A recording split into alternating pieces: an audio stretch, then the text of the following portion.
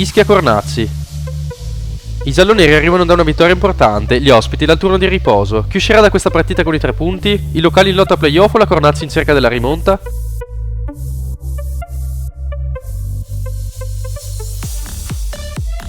Oltrefersi la Valsugana. Partita che sembra a favore dei locali, ma i gialloverdi hanno il dente avvelenato dal girone di andata pessimo. Quando arriverà la seconda vittoria, ai locali il compito di opporsi.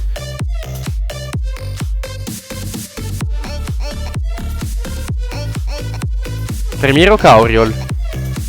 I biancoverdi vanno in casa del Premiero, che nello scorso mese ha rallentato la corsa dell'Audace. Per i locali si prospetta però una partita altrettanto difficile. Come andrà a finire?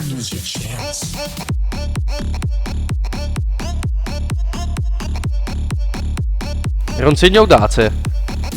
Gli ospiti cercano una vittoria dopo la deludente prestazione di scorsa settimana, ma il Ronsegno non è d'accordo a sedere punti facili. Ai locali servirà tantissimo impegno per uscirne indenni.